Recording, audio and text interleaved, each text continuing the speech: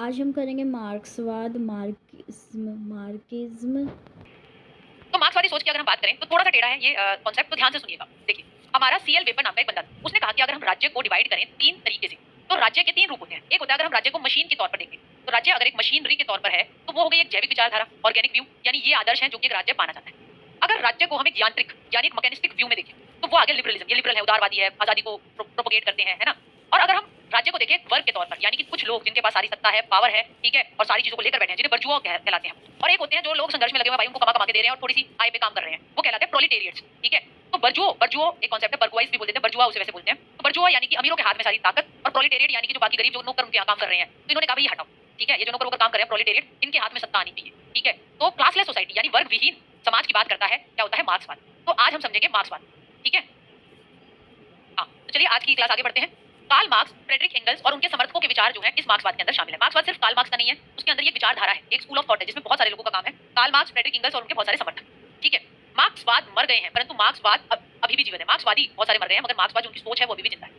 David मैकलन ने मार्क्सवाद पर 3 पुस्तकें लिखी। मार्क्सवाद, मार्क्स से पहले, कार्ल मार्क्स से पहले। कार्ल मार्क्स ने 2 किताबें लिखी, लिख लीजिए, कई बार इसका नाम आ जाता है। एक है दास कैपिटल और एक है कम्युनिस्ट मैनिफेस्टो, ठीक है।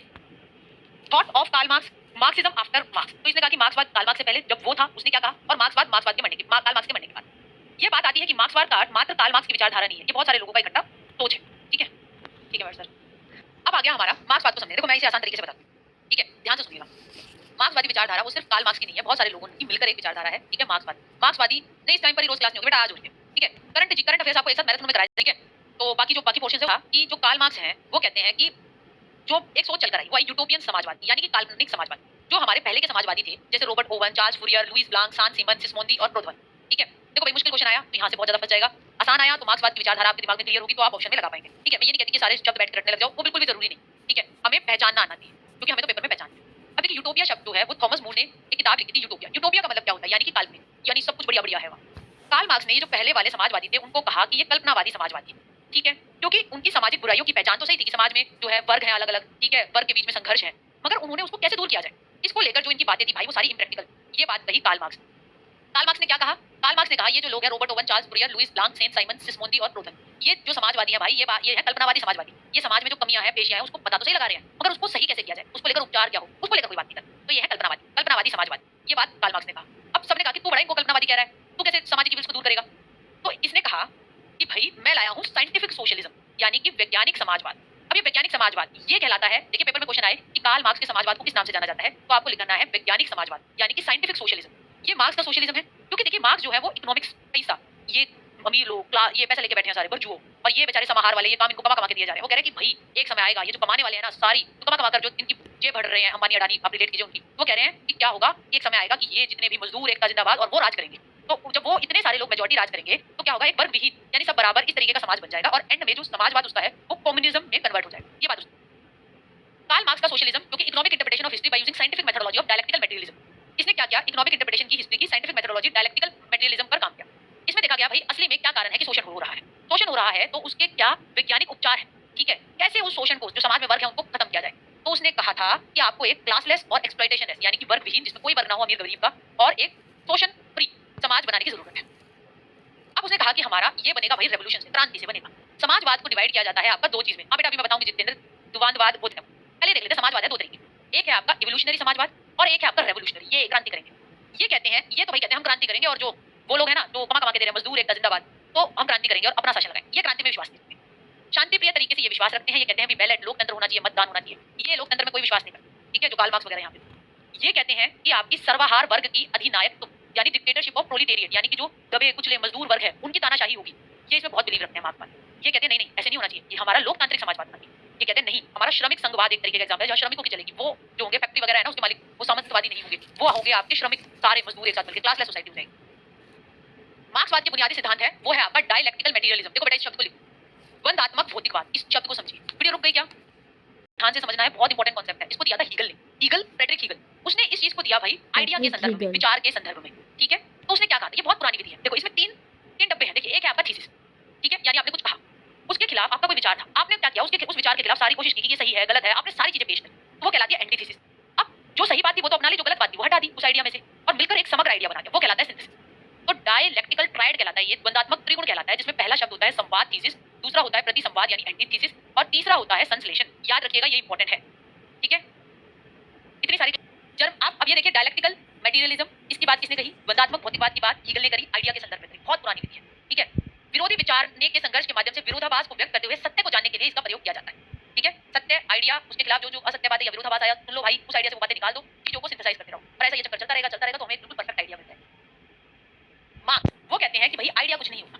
ठीक है, देखो उसने कहा, मार्क्स ने कहा कि मैं जो तेरा हीगल, तेरा ये डायलेक्टिकल मटेरियलिज्म है ना, जिसको हम हिंदी में क्या कह रहे हैं? द्वंदात्मक भौतिकवाद, द्वंदात्मक भौतिकवाद। बोला मैं लगाकर दिखाता हूँ इसको, कैसे इसको यूज करना चाहिए। उसने कहा कि भाई सबसे पहले 3 स्टेजेस की बात की उसने। पहले था प्रिमिटिव कम्युनिज्म, यानी कि पुराना कम्युनिज्म। इसके अंदर क्या था कि पहले जब हम क्या थे, आदि मानव थे, तो सब ग्रुप में रहते थे, जो औजार थे सबके कॉमन हुआ करते थे, ऐसा नहीं होता कि ये सब कुछ इसका है, ये इसका घर है, एक साथ रह रहे हैं, ठीक, वो है थीसिस। उसके बाद क्या आया, उसने कहा कि मगर धीरे धीरे हमारा क्या हुआ, कुछ लोग जो है वो नेता वो बनने लगे, सरदार बनने लगे उस कबीले के। धीरे धीरे क्या हुआ, उनके नीचे स्लेव्स रहने लग गए, मतलब उनके गुलाम होने लग गए।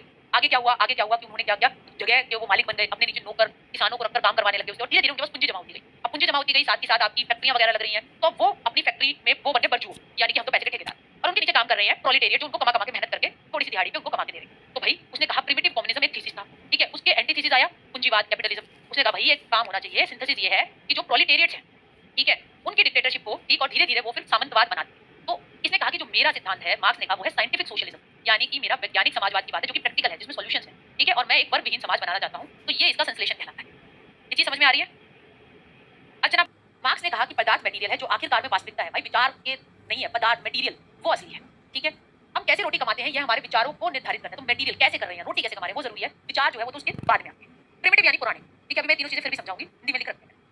मार्क्स कहते हैं हीगल का द्वंदात्मक अपने सिर के बल खड़ा था। ठीक है, वो तो आइडिया की बातें कर रहा था, बोला सीधा तो मैंने किया उसको। मैंने कहा कि पुरानी कम्युनिज्म, फिर मैंने कहा पूंजीवाद, और फिर मैंने कहा भौतिक वैज्ञानिक समाजवाद, या फिर आपका वर्ग विहीन समाज। ठीक है, हाँ, तो उसने क्या कहा कि भाई किसी भी चीज का आधार होता है। ठीक है, मार्क्स ने क्या कहा कि भाई किसी चीज का आधार होता है। ठीक है, अगर हम बात करें तो नीचे होता है आधार। ठीक है, देखिए हम खड़े होते हैं, हम घर की नींव भरते हैं जैसे, ठीक है, ईंटें लगाते हैं, ऐसे उसने कहा कि भाई हमारा सब स्ट्रक्चर या बेस यानी आधार या उपसंरचना है, वो है कि चीजें कैसे प्रोड्यूस होती है और कैसे इनके बीच में संबंध है।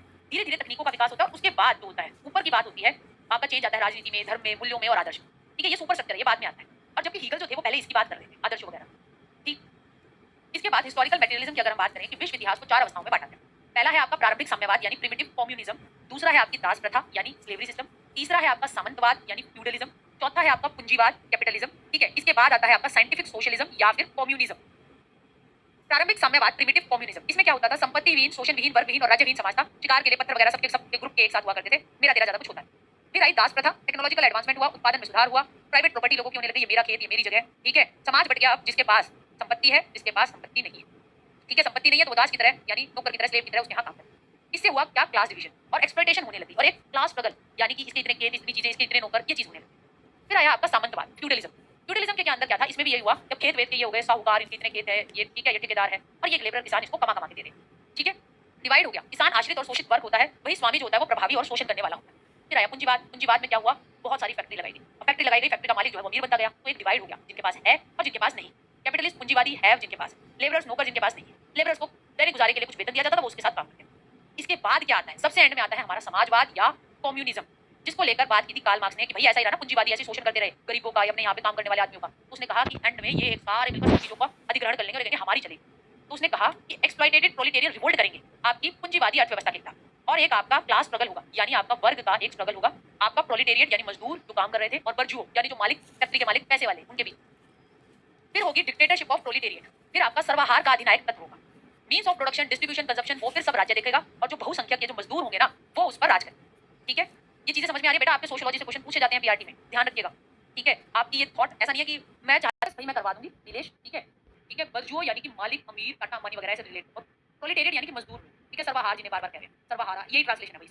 ठीक है, हाँ, रोहित मैंने भी सोशल बात करें तो वो कहते हैं कि क्या पहली बार अगर हमारे प्रोलेटेरिएट्स यानी कि मजदूर जो होते हैं, फिर वो सारी चीजों को, वो ठेकेदार हो गए, वो सब कुछ हैंडल करने लगे, तो पहली बार राज्य बहुसंख्यक के नियंत्रण में होगा। मार्क्स कहते हैं कि क्रांति सामाजिक परिवर्तन की आवश्यकता दायी होती है। रेवोल्यूशन ये इंडिस्पेंसेबल मिडवाइफ है सोशल चेंज की। इससे साम्यवाद आएगा, जिसमें कोई एंटागोनिज्म, कोई कॉन्ट्रडिक्शन नहीं होगी, वर्ग विहीन, निजी, संपत्ति विहीन और शोषण विहीन समाज बनता है। मार्क्सवाद क्या कहते हैं, ह्यूमन नेचर, मानव प्रकृति मटेरियल है कैरेक्टर में, फिजिकल इन्वायरमेंट जो आसपास का आपका इन्वायरमेंट है वो अल्टर कर सकता है आदमी की प्रकृति, वो रिलेशन, संबंध और फोर्सेज इन्वॉल्व को देखते हैं आर्थिक टर्म्स के आधार पर। ठीक है, ये डिफरेंशिएट नहीं करते हाथ के काम में और दिमाग के काम में, इनका एक वाइडर, ये जो वाइडर डुअलिज्म है ना, ठीक है, ये कहते हैं कि ये किताब वाली पढ़ाई वाली बातें हैं, ये वोकेशनल का सब्जेक्ट ये रखती है। नहीं, इनके हिसाब से दोनों इंपॉर्टेंट है। डिग्निटी ऑफ लेबर यानी कि मजदूर के काम की ये इज्जत करते हैं, मार्क्स बाद में उसको बढ़ा चढ़ाकर बोला जाता है। ठीक है, जितेंद्र मैम इनके चरित्र में, ठीक है, नैतिक ये कहते चरित्र हैं कि में नैतिक बिलीव चरित्र करते डेवलप हैं। करेगा इंटरेस्ट, एक्शन और डिजायर, जो कि अल्टीमेटली फिर वो समुदाय में काम देगा। एजुकेशन मार्क्स बाद में ये लोग, ठीक है, मैंने आपको बताया ही था। ठीक है, ये लोग तंत्र का इतना ये नहीं मानते। ठीक, और ये सामाजिक एम को लेकर काम करते हैं, व्यक्तिगत एम पूरी फुलटू आजादी बंदे को दे दो उसको लेकर ये बात नहीं। अब ये देखिए सबके हिसाब से सबको शिक्षा, तो ये कहीं ना यूईई शिक्षा का सार भूमिकरण, नेशनल सिस्टम सबके लिए एक जैसी शिक्षा, केंद्रीकरण शिक्षा का, उस चीज पर बल देते हैं। एजुकेशन को लिंक करते हैं प्रोडक्शन ऑफ इकोनॉमिक गुड्स यानी आर्थिक गुड्स के प्रोडक्शन पर। अल्टीमेट एम क्या है भाई इनकी कि हमारा वर्ग विहीन समाज बने। कैसा समाज बने? वर्ग विहीन समाज। कल्टीवेट करते हैं spirit of subordination of personal needs and comfort to the interest of the state यानी हमें अपनी व्यक्तिगत आजादी उनको जो समाज है, समाज की जरूरत है उसके आगे न्यौछावर कर देना चाहिए। वोकेशनल कंपिटेंस पर ये बल देते हैं। टीचिंग इनके अब पढ़ाने में करिकुलम में क्या होगा? जो मास की सोच है उसको पढ़ाया जाएगा। केंद्रीकरण होगा। ठीक है, केंद्रीकरण यानी सबके लिए एक जैसी शिक्षा। यूनिफॉर्म पैटर्न होगा। प्रोग्रेसिव और साइंटिफिक एजुकेशन की भी बात करेंगे। शारीरिक शिक्षा पर बल देंगे, मैनुअल ट्रेनिंग पर बल देंगे, सामूहिक गतिविधि और कोऑपरेशन यानी कि आपका सहयोग पर बल। मेथड क्या होंगे? प्रैक्टिकल काम, गतिविधि, विधि, ग्रुप में काम और कोई बहुत ज्यादा कंपटीशन में तुझे हरा दूंगा, सब कुछ मैं ले लूंगा, उसकी बात ये नहीं करते। टीचर क्या होगा? टीचर को एक सोल्जर, सिपाही की तरह मानते हैं और वो जो सिपाही है वो लड़ेगा पूंजीवादी और जो हमारा वर्ग के जो मूल्य हैं उनको खिलाफ। टीचर जो है सब्जेक्ट मैटर को वस्तुनिष्ठ तरीके से पढ़ाएगा। ठीक, इस चीज पर वो बल देते हैं। मार्क्सिज्म एक पॉलिटिकल फिलोसफी है जिसमें इकोनॉमिकल और सोशियोलॉजिकल वर्ल्ड व्यू दिया है और ये एक मेटीरियलिस्टिक यानी कि आपका वस्तु वाला एक कॉन्सेप्ट है हिस्ट्री में। एजुकेशन यहाँ पर हमारा राज्य जो है वो मैनेज करेगा। चर्च को धर्म से दूर शिक्षा की इन्होंने बात की। ठीक है, साइंस और टेक्नोलॉजी को प्रमोट करने की बात की क्योंकि material base, economic base material पे आधारित है। ठीक है, मैनुअल वर्क, हाथ के काम पर बल दिया इन्होंने। सबको शिक्षा मिले उसकी बात की इन्होंने। मोनिस्टिक स्टेट की बात की, एक स्टेट और एक कॉमन स्कूल, सबके लिए एक जैसे स्कूल की बात। मार्क्स की व्यू जो है वो हमारी ज्यादातर रचनावादी है, एक्टिविटी, कोलैबोरेशन और क्रिटिक पर आधारित। ठीक है, ना कि बस जो कह दिया और जो मूल्य है उनको बस यूं ही मान लो, इस चीज को काम नहीं करते। ये ज्यादातर विषय केंद्रित है ना कि शिक्षक केंद्रित। तो ये आ गया हमारा मार्क्सिज्म। तो अब